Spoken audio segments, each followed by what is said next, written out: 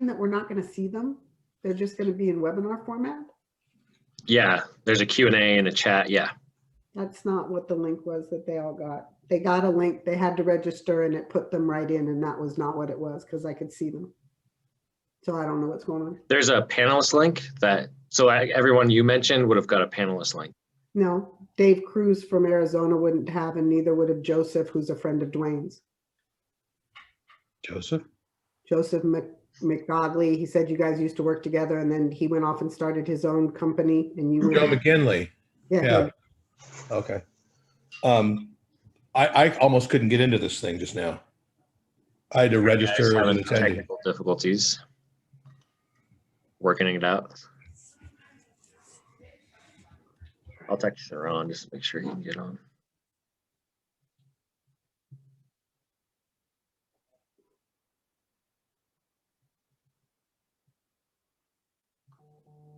Oh, so we have 35 people.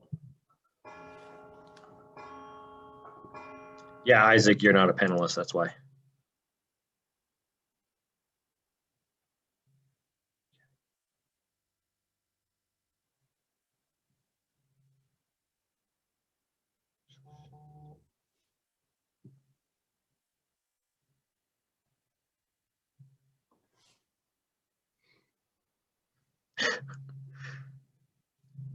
How's it going, everybody? Welcome. We'll get started here in a second.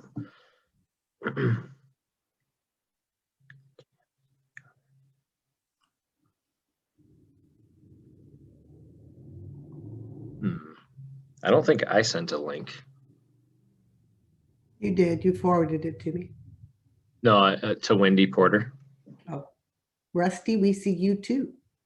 Okay, so I think what has likely happened is that because we have two active links, right? One for a leadership meeting and one for a public webinar. The other one probably had the wasn't set to the correct dates, which is why that sent a unique link. So I will send an email right now to everyone who likely received the confirmation link that Wendy is referring to, and just let them know that this is the new link that they should be using for this week.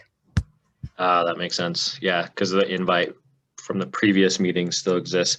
I'm going to hop on that one real quick and just tell them to join this one. You can't. You can't. Oh. That's where I was. You can only have one going at a time. Got it. Okay. Yeah, the calendar invite has the old state leadership link. That's why. All right. Ivory is lost too. I sent her the wrong link. No, she said she registered.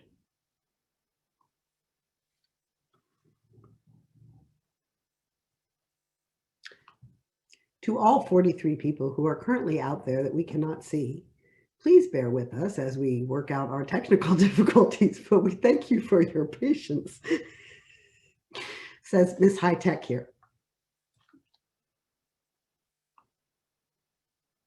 I don't have to look at myself anymore.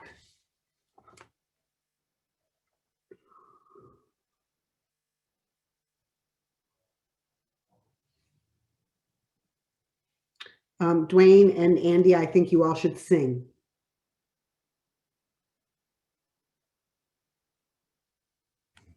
Not really. You start, Dwayne. No, nobody wants that. That's really not good for the organization, if I'm honest. Well, remember when we were talking about NACE codes, everybody out there in webinar land will get a good kick out of this. If you don't know what your NACE code is, look on your tax return, and in the upper left-hand side of your tax return is the NACE code that is used by either you or your accountant or your CPA or whoever it is. So I went and I looked at mine, and mine is apparently performing artist, dancer, or singer. I can dance, yes. Can I sing? Cannot keep a tune, to the point that my husband will turn off the radio if we are in the car together because he doesn't want to hear me.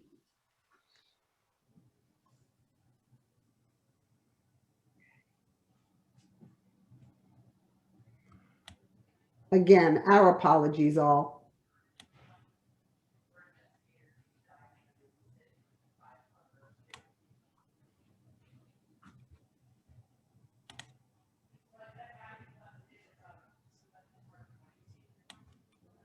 While we're here waiting for others, does everybody have any questions that they want to put in the question chat so we can?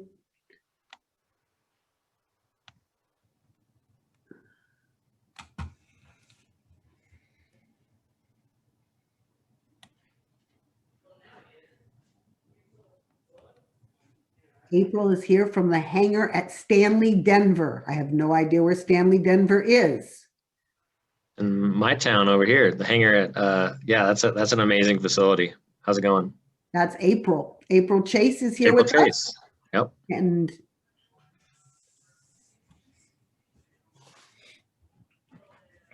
My dog's here.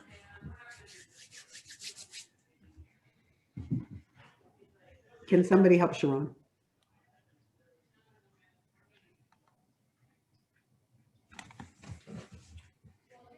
Oh, thank you, Wendy, for that very uplifting information for all of you who are not watching the chat. Okay,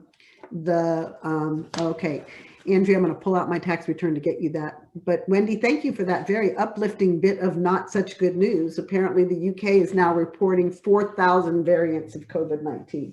But as one who is married to a Brit, they might be overreaching. 4,000 cases of the variant, Wendy, or 4,000 variants?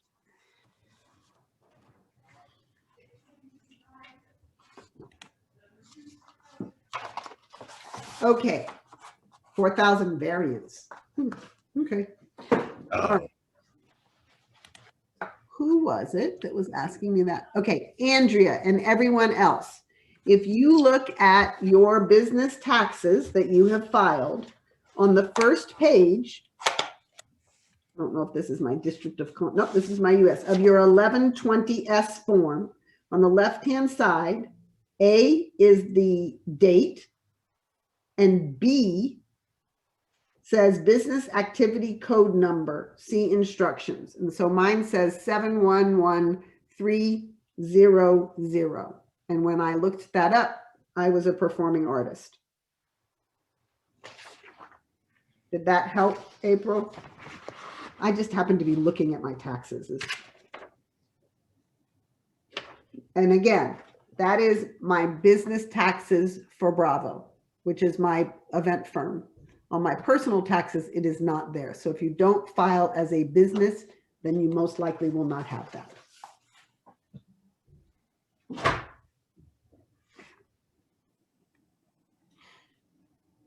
You are most welcome. Wendy, you would never be an other.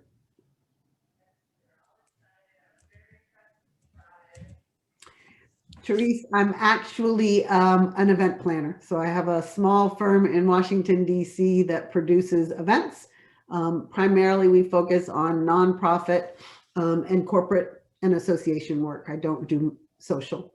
I joke. I do two types of social.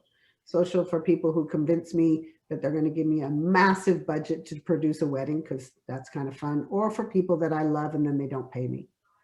So I stay focused on corporate, association, and nonprofit, which is the nonprofit market in Washington, D.C. is huge. I hope that answers your question.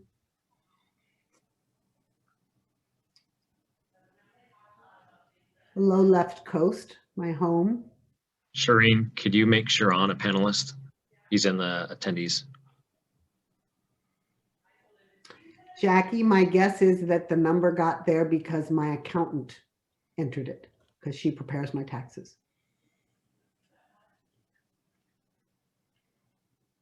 All right, we should be good to start. Nancy, I think we'll probably have some folks a little bit late.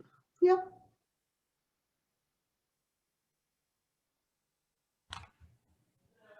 And apologize everyone again, working on some technical difficulties. We switched this meeting from a state leadership meeting to an all member meeting. And so I think there was a dual Zoom invite going out on an automated basis that overlapped with the manual one that we were doing. So apologize for that, everybody.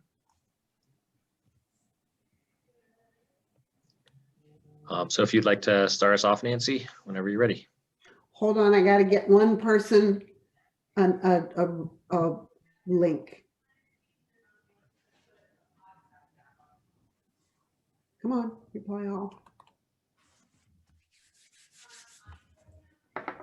while we're waiting, if everybody wants to maybe just put their first name, rename yourselves, put your first name, what state you're in, and if you want your company, so we have an idea of who everybody is, that would be great. Okay. So hello all, welcome. It is wonderful to have you. For any of you who don't know who I am, I'm Nancy Schaefer, and I am the president of the Live Events Coalition. I am out of Washington, D.C., which some of you may have heard. I have been with the coalition pretty much since the beginning, and I remain humbled and honored to lead this organization. As many of you know, this has not been the easiest of 11, 12, and looking forward months for any of us. And the Live Events Coalition remains committed and active to bringing attention to our unique circumstances and to continue to push for relief that will be impactful and the right type of relief for our industry, which is primarily comprised of small businesses, 1099, W-2, and then of course there are some mid and large size businesses, but the majority of this industry is small businesses. And so I want to welcome you all. We are, as Andy stated, trying a new format to get as many people here as possible and provide you as much information as we have. So I thank you to each and every one of you for your ongoing support. And I am going to turn it over to Sharon to keep on going. Hi there, everybody. We're going to start off today. So again, if you can rename yourself, maybe put your name and the state you're in, so we know who's with us today. Not a big deal if you can't. Nancy, thank you for that introduction. And to start off us off today, Dwayne, if you can give us our legislative overview and status. Great. Hey, everybody. Sorry about the glitch. I wasn't even sure if I was a panelist, but I am. So I'm talking. Yay. So where we are, it's been an interesting month, hasn't it? I don't know of a longer month in a week than the last one. The Hill is crazy. Capitol Hill has gone berserk. And so communications have become rather tortured and challenged. I think before I launch into what is and isn't happening, I think it's important for us to all take a step back and remember everything we hear is how unprecedented what's going on with our members of Congress and their staffs are right now, the White House and so forth and so on. Everybody on the Hill is freaked out and stressed out and out of gas. And it has everything to do with a really, really lousy presidential transition. We all know why. We won't belabor that point. The Biden transition team had really nothing substantial that they could do other than just kind of preload the guns. And then on the 21st of January, find out when they start opening all the envelopes, how much they really didn't have to go on and how much they were going to have to make up and backpedal on. So that's been a train wreck, which of course trickles down to everybody else. Add to that, a lot of people are still trying to get business done via Zoom, just like the rest of us.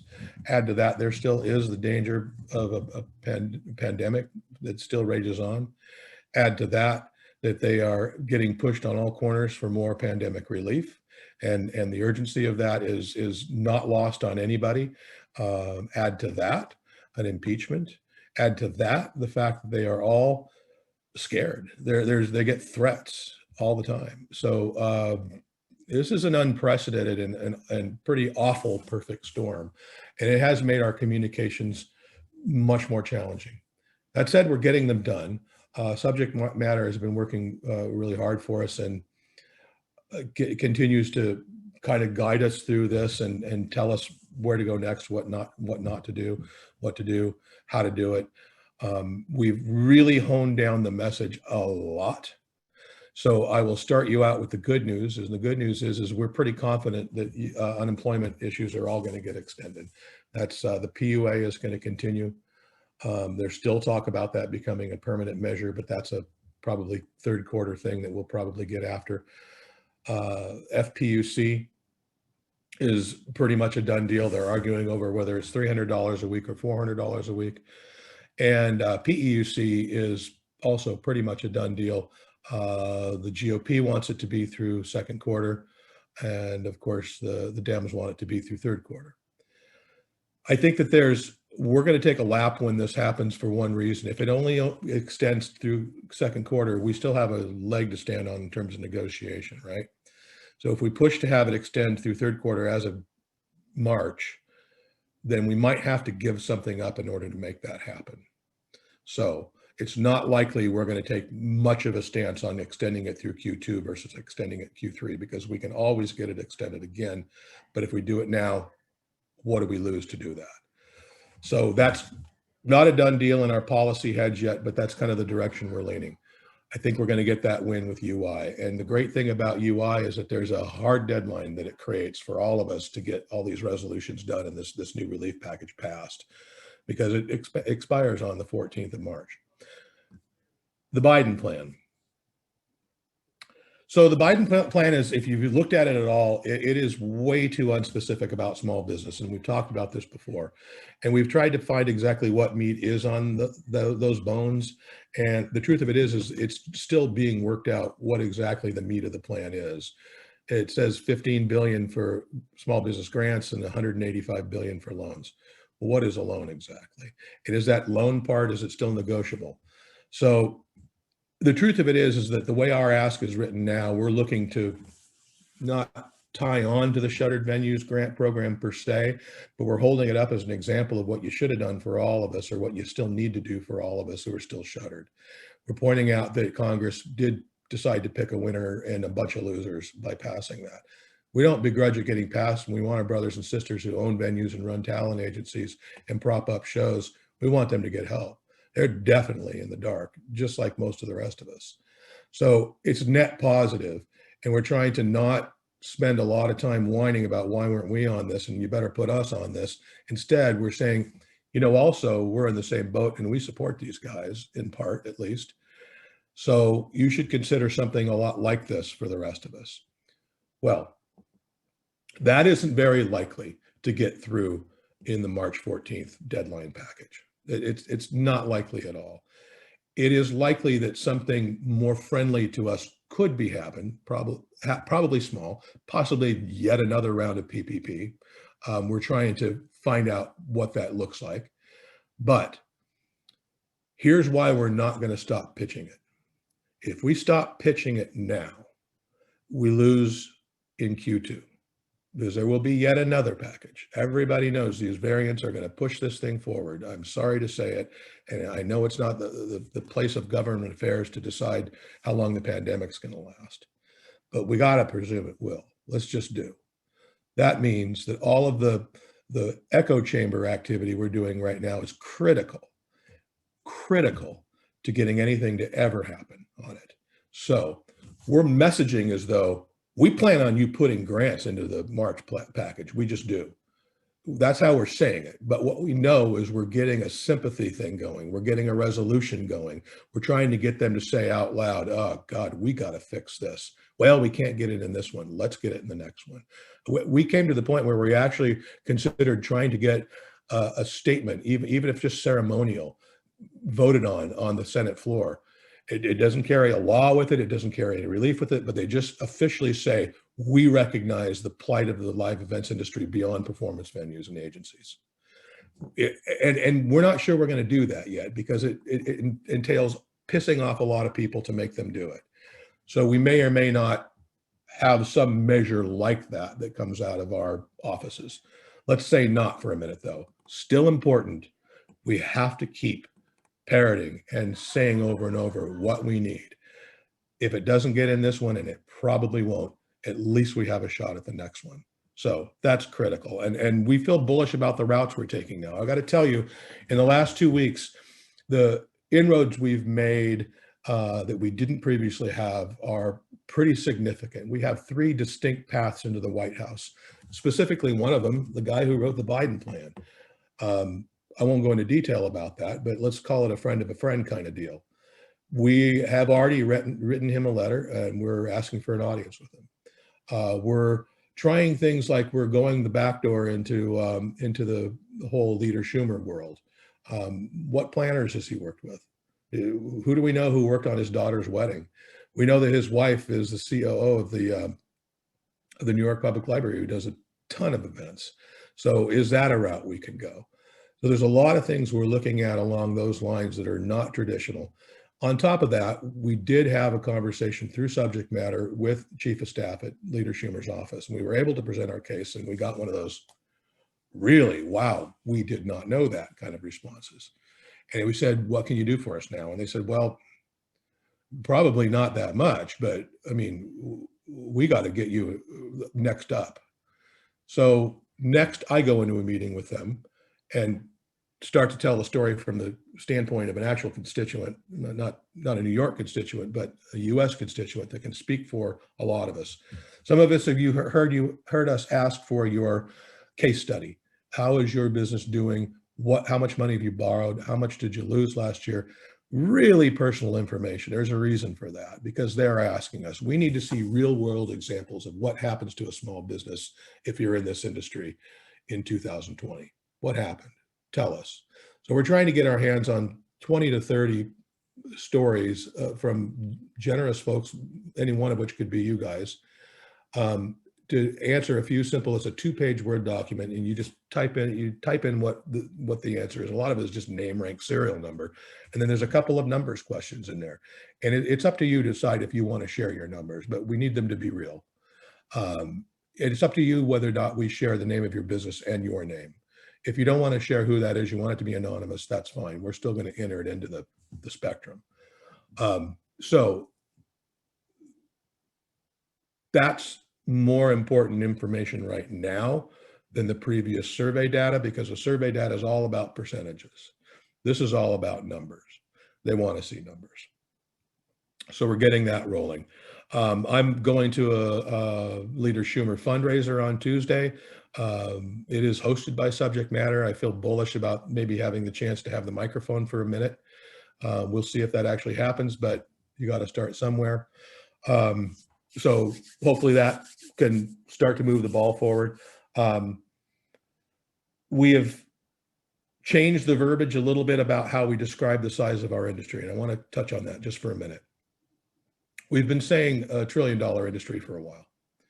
And the truth of it is that we arrived at that number by looking at various sectors in the industry and adding it up. Well, we've never been able to say to anybody, we know what this industry is worth. We say, we think we know what this industry is worth.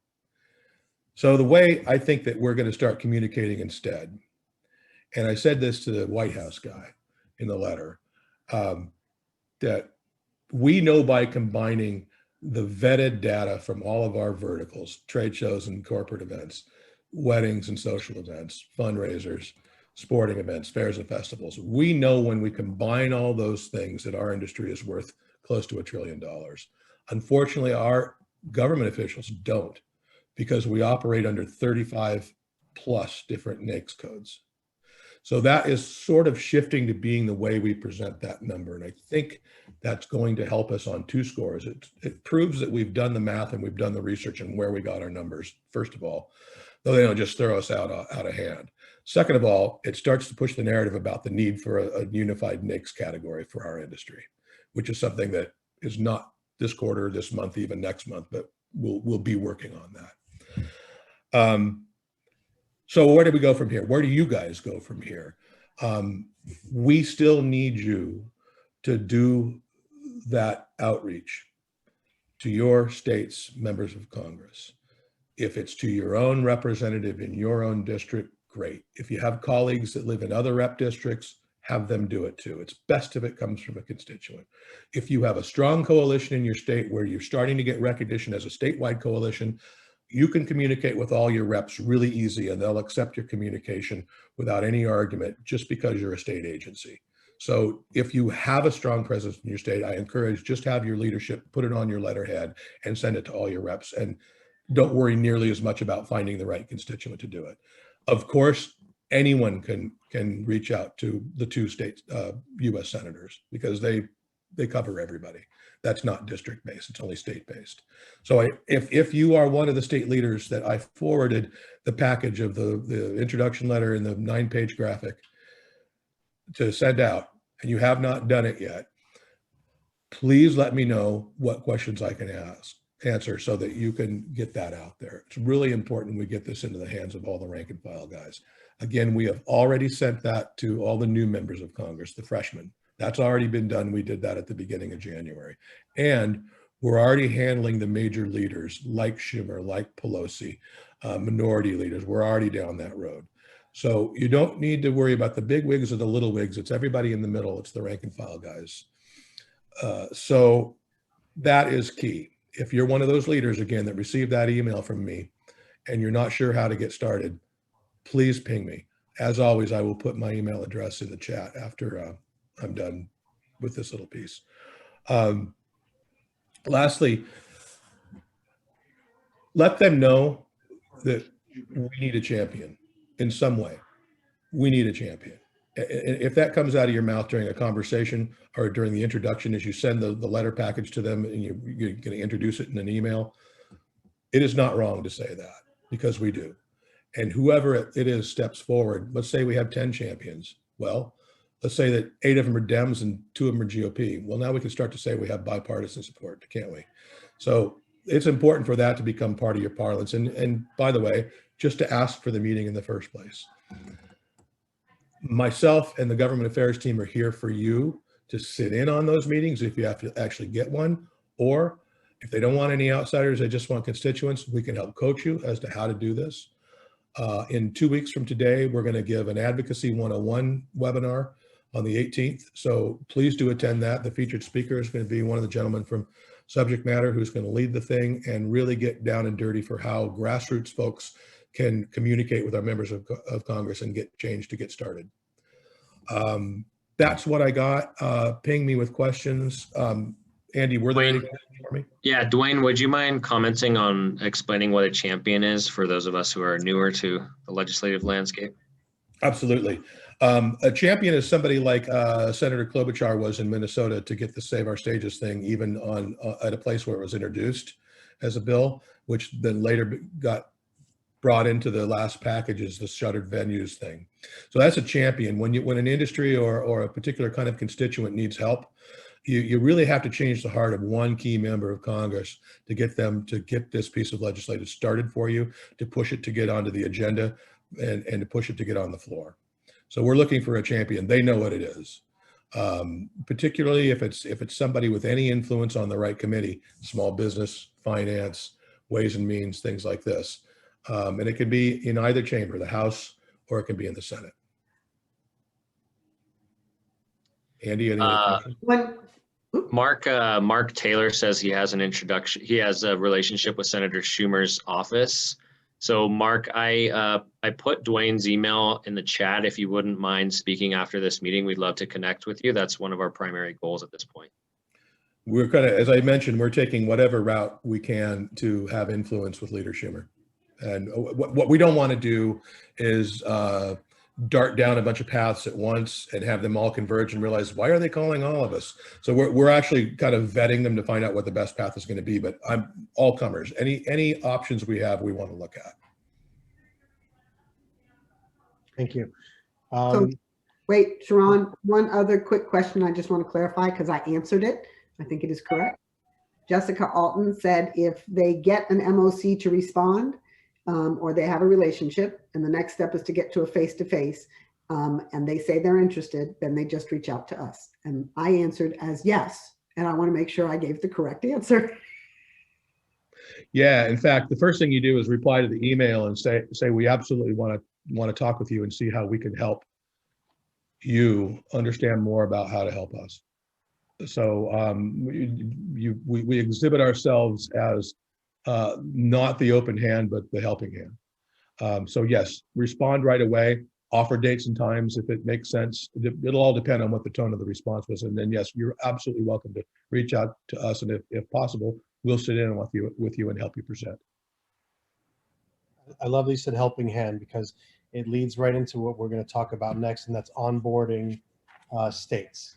And it's very exciting to be part of this. I'm gonna be onboarding our new coalition states, and it's very exciting because this organization in such a short time is grown into such a powerhouse, and I'm just so amazed by what we're able to accomplish, and very excited for the states that are coming on as official members. So expect to hear from me, possibly Nancy as well, to start onboarding the states that are going to become official states in the coalition.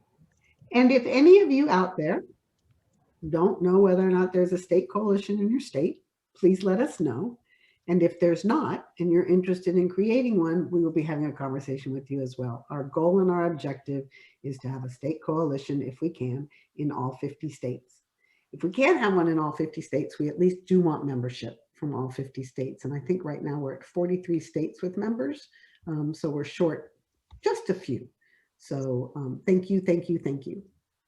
I'm putting my email in the chat if you're in a state that doesn't have a coalition. Nancy, you want to put your email in the chat as well? Yeah, and this was, I'll skip on that part of the agenda real quick too, Sean, because the same topic. But yeah, if there's anyone on this call who's unaware of if there's a coalition in their state, it's incredibly important that you're connected to that coalition, first of all. If you're not aware if there is a coalition at all, please email Sharon. He'll be in the chat. Email us. We have a large number of states, and we want to make sure that we're doing things in an organized way. So we'll get back to you as soon as possible. But if there isn't a coalition, then what we'll probably do is reach out to you and make sure that your state is represented on our state leadership calls that we have every other week. Yeah, I mean, having that unified voice and all making sure we're consolidating our efforts, it really packs a strong punch when we're talking to leadership and legislators and all this. So is there a state is there Washington and Indiana? I know Washington is one, correct? Washington, yes. Indiana, no.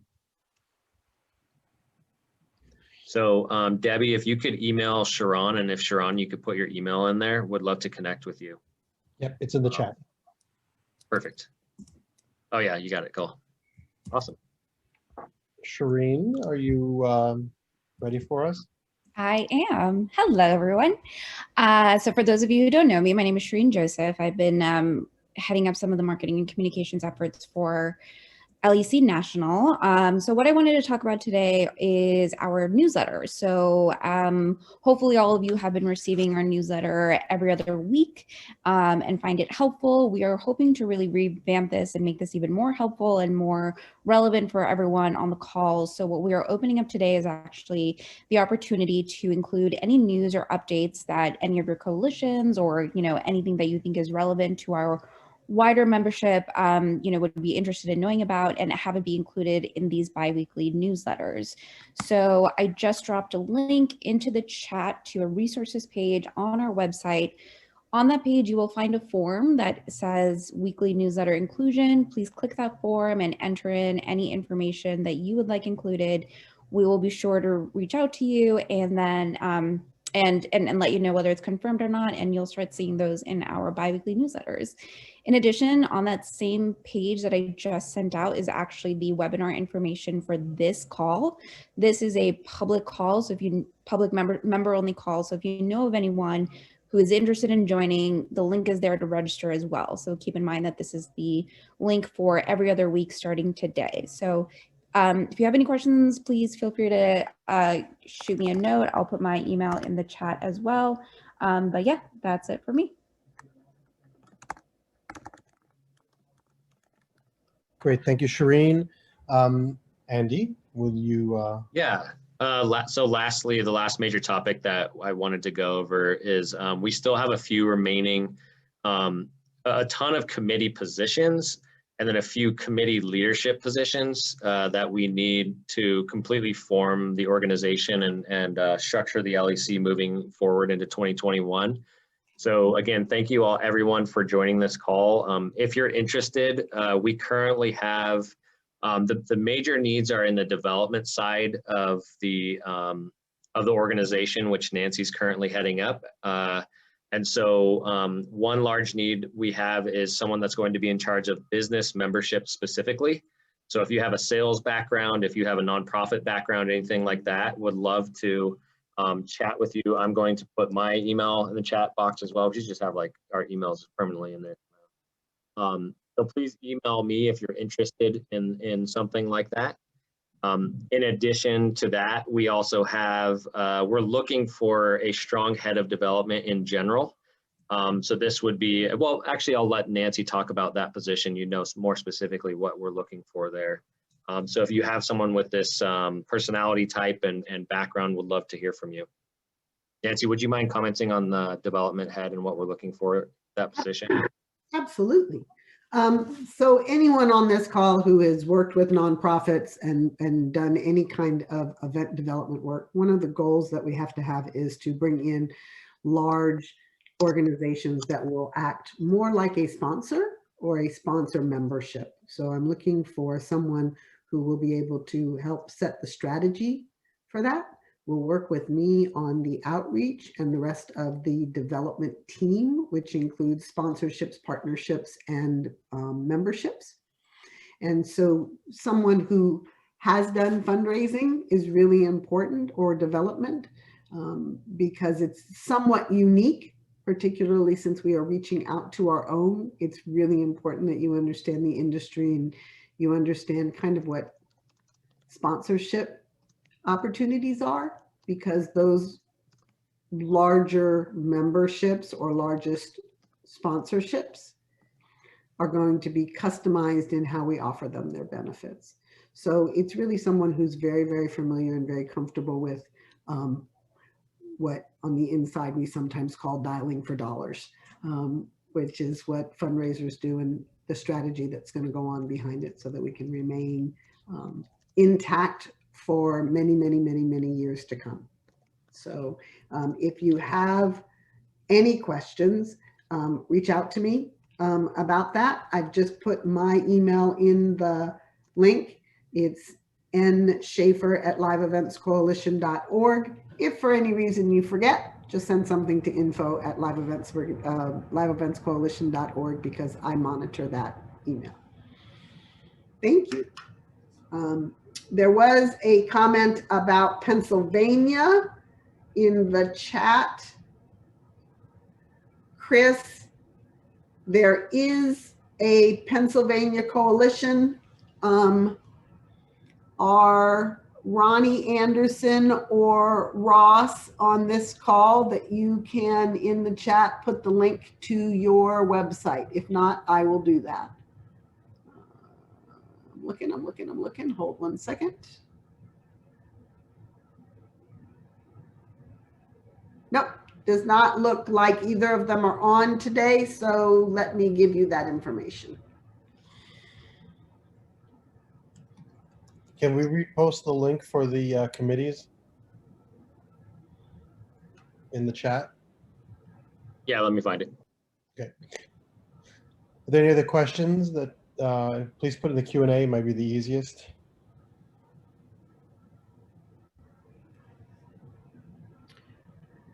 Does DC cover Maryland? Yes. So the short answer to that is anybody who understands Maryland, DC, and Virginia. There's kind of the tri-state area. So it really does kind of depend on where you are in Maryland. If you're in Baltimore, we are going to look to create at least a northern component, northern state Maryland coalition. But DC right now is what we call the tri-state area. So whoever is asking that question, if you know DC, then that should make sense to you. If it doesn't, please reach out to me. Great. And Chris, I'm gonna have to get back to you. If you could put your email in the chat box, then I will be able to get you connected to Pennsylvania. Any other questions?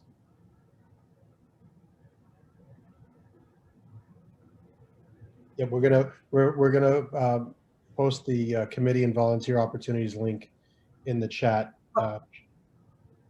Shereen, would you mind posting that? I can't find that link for some reason. Ivory, thank you. Are there any? Do we know of any event activations that are happening right now? You mean like the Wendy? Do you mean like the empty events?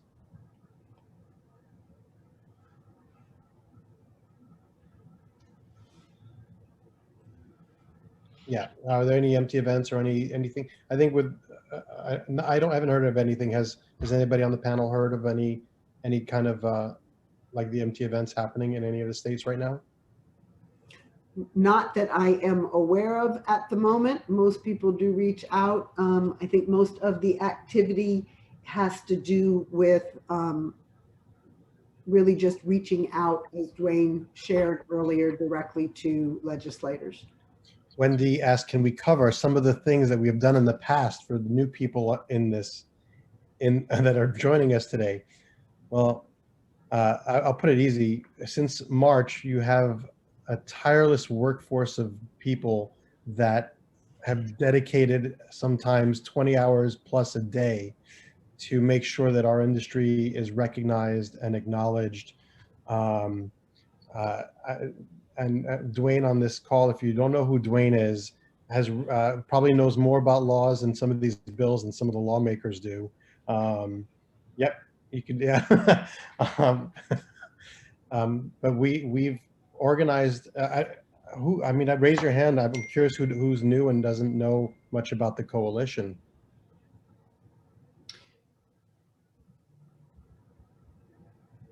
I don't, Oh, okay. So there's a couple of new people. yes. Two, but but the coalition in less than a year has become this powerhouse organization that's advocating for our industry and who's talks to lawmakers, who's really unifying the entire industry that up until now has not been unified. We're fighting to make sure we're under a NACE code and that we're part of how the NACE codes get reorganized next year. We're making sure lawmakers understand the plight of our industry, not from just the small guys or the very big guys, but that the entire scope of the industry gets organized into one it gets organized, which it has not been up until now. I mean, am I missing anything? And, No, that pretty much defines it, Sharon. I mean, guidance. we all went into this back in March, April, thinking this is great. We're going to go as an industry and we're going to tell Congress what we need. This will be great, slam dunk. And it turns out that really what we've been doing for 10 plus months is just letting them know what we are and who we are and how wide we are. And we don't know what we don't know. But now we know that one. And now that we're getting to the point where we finally have standing, at least verbally, yeah, like Sharon says, that NAICS thing is something we're going to have to tackle. There's no other, it's why we weren't known, or a big part of it anyway. Sally, in answer to your question, yes, membership for individuals is truly inexpensive. So consider it, but also send us an email and we can reach out to you and have a conversation. Kimberly. Whoa, okay. Has anyone heard about the two-phase COVID testing approach to health and safety? One of our clients is using an example of this being done in Pennsylvania a month or so ago for their event in San Diego area later this month. It's maxed at 300 people. Kimberly, that's a very good question. I would reach out to Kate, who I put in the chat, her email. Kate is one of the 3 leads and founders of the California Event Coalition. A quick note, if you were curious if there's a coalition, just you want to check very quickly in your state, on the LEC website, you can see all the states that are currently have an organized coalition, just in case. May not be completely complete. Oh, then I take that back. May not be completely complete. Sorry. I need to go look again, but I'm not sure that that is complete because some of our states did not have websites. Wendy, can we discuss the Cove Aid project announced last week and any updates? I will turn that over to you, Dwayne, or anybody who would like to answer that question.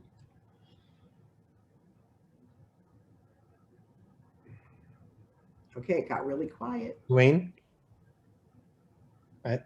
I was answering questions in the chat. Give me the question again, sorry. Can you discuss the COVID project announced last week and any updates? And I cannot. I don't know a thing about it. I'm sorry. So the only thing that I can tell you is that this is a project that is being, I believe, led by We Make Events. We were invited, but too late to participate. And so we have not been actively working on that project and don't know a whole lot about it. I'm sorry to sound like I don't have any information, but right now we don't. In a couple of weeks we may. I'm trying to reach out to all organizations that are involved in advocacy in our industry at the moment.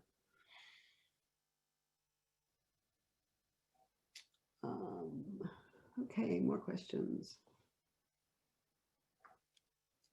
Yeah, so there was a question about the NACE codes. So I saw it in the chat too. Yeah, if you haven't specifically told your accountant this is the NACE code to use, your accountant's been just haphazardly picking a code. I personally am I have an entertainment company, and I found out that I'm other private services, which means nothing. So I think one of the things we're going to try and do is kind of get what everyone's NACE codes are and or suggest when you're filing for 2020 that we all use certain NACE codes to maybe help for the government to see a little more narrowly what NACE codes we fall under. Am I speaking sideways, Andy? Because I see you. No? Yeah. So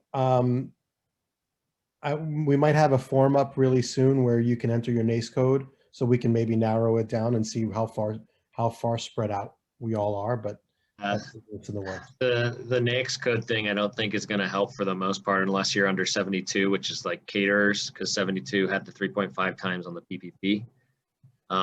What we're finding is that most of our industry is just scattered throughout the NAICS code system. So that's one of the things, as Dwayne mentioned, that we're advocating to fix. In 2022, I believe there will be a NAICS code update. And so that's obviously going to be one of the main issues that we try to tackle. But I don't think there's a specific NAICS code that we could all change our businesses to be to benefit us in some way, unless you are legitimately a caterer, under which case you should be like 72320 or something like that, which has a larger amount of PPP funding. But if you saw the shuttered venues operators grant, it wasn't based on NAICS, it was based on the definition of their industry. So that's the route we're trying to go a little bit, both on a state and federal level. Wendy, I'm going to answer your question as best that I can. Wendy has asked, what are we doing to try to collapse all the efforts into one place? We're still attacking this separately. I lose a lot of sleep over that one, Wendy, and everybody has a focus. I am in the process of trying to pull together a leadership roundtable with the leaders of as many of these organizations on a national basis that we know of, to bring them into one room and have that exact conversation. It's hard when people are focused on their particular vertical, and we understand that, but we also agree that unless we have at least are understanding what each other is doing and can approach this more powerfully, that it's going to take a while longer. So that is where I am at the moment, in working to assemble that group to come together. Did that answer your question, Wendy?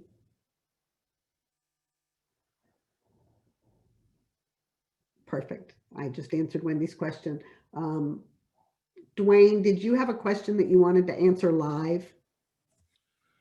I don't think so. I am getting some hits about, should I just send it to the general inbox and of my member of Congress? The answer is, if you don't have a place better to send it, yes, absolutely. The bad news is you're going to get an automated response and you're going to feel a little dirty.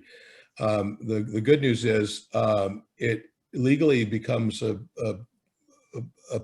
government record. Everything that goes to that box is in that member of Congress's permanent record. So it does get read. Believe it or not, it actually does get read. So the question is how do I get it read and recognized? I recommend against repeating it, but if you care to take on a letter campaign in your state, do that. Even if you only have the general inbox, do that. Get as many constituents as you can to send the same letter, sign it, and stick it in that inbox. Absolutely. If they get pinged 150 or 200 or 250 times, which in a small state like ours, we've managed that a few times, then you're going to get a call. You're going to for sure get a call. I'd be surprised if you didn't. More importantly, anybody who wants a list of all of the chiefs of staff and legislative heads in Congress, I have that. So let me know if you'd like to, or just let me know if you want the people in your state. I can send you your reps and your 2 senators if you like. We also have a list of all the new members. So that's something we have our hands on too. So send me an email. I'll get it out to you.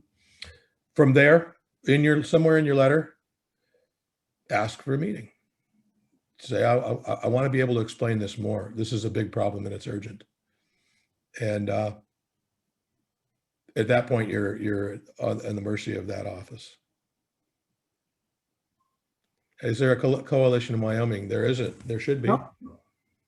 Let's make one. Okay, who asked that question? Get that name. Yep, John, if you're on the call, I'm going to reach out to you shortly to discuss that. And we've heard from some folks in Cheyenne about the Colorado coalition as well. So just so you know, there is a Colorado coalition nearby. But yeah, it would make sense to have a Wyoming coalition. There you go.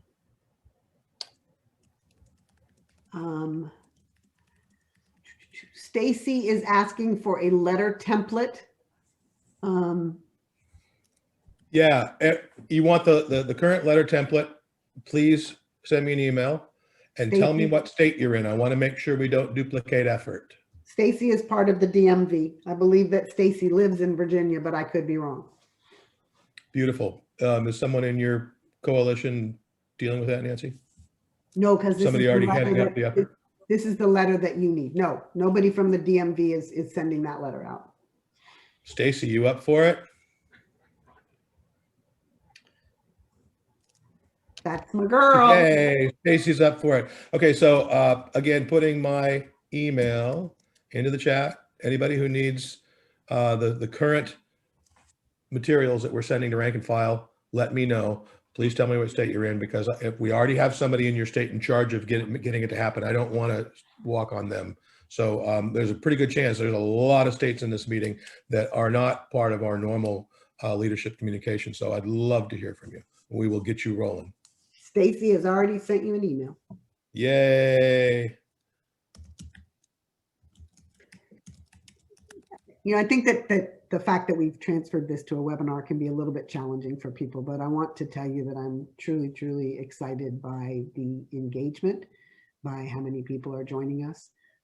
This is really, really important that as an organization, we really do come together, and the board is working day and night, and so are many of our leadership folk, but we need everybody. And so anything that you can do, anything that you may want to do is really, really important and greatly appreciated. This is an industry of extremely skilled and talented human beings. And we've always done what we do to take care of our clients. We make their story come to life. It is always hard to make your own story come to life, but we have to. It is what's going to make us survive. And our story is compelling. It, I believe, makes people empathetic to the challenges that we have if they understand it. And so if we can't share that story, even if you're sharing it with your parents who may not understand what you do or what the ecosystem of your industry does, I say that from experience long ago, those people are important. Anybody that we can share who we are, why we are unique in what our needs are, and that we are not asking for a handout. We are asking for the ability to survive until we reopen and require the support. Sharon and I had a conversation earlier today. One of the things that he said One of the things that he said was, you know, some of the politicians don't even understand when they throw a fundraiser, that's a live event. Who's doing it? So, you know, maybe you remind them of that. You know, so just thank you for everybody today who has reached out, who has joined us in this call.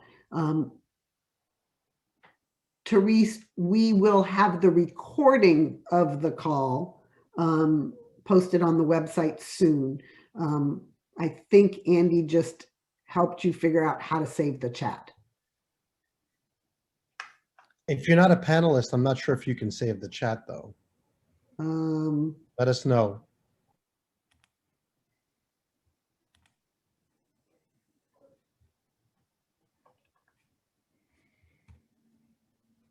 I mean, if there's something specific you wanted from the chat, send an email to us and we can help you get whatever specific information you need. Okay. Oh, you wanted people's emails. I gotcha. Okay. Nancy, shall we wrap this up?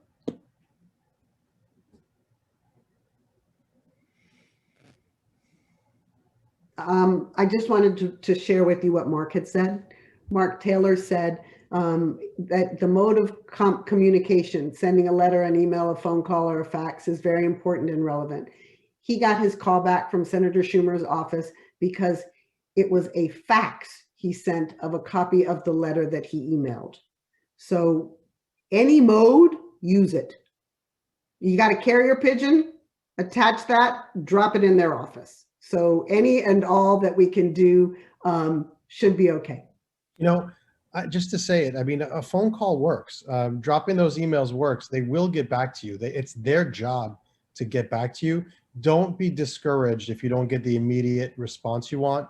And persistence, you know, and if you need help with that message, you know, reach out because they will get back to you. And in Connecticut, we've been pretty persistent and it has paid off.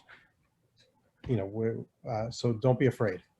And it does help to say that you're a part of a larger organization. So like when I reach out, I say I'm part of the Colorado Events Alliance and part of the Live Events Coalition, and I include the websites onto there.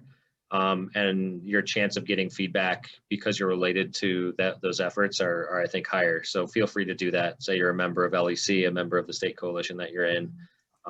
That should have a higher degree of feedback as well. If you're not officially, make sure to go on the website and join right away. So I think that's it for today. We made it in an hour. Great turnout. Thank you for everyone that held on till the end. Nancy, do you want to give us a wrap-up statement or?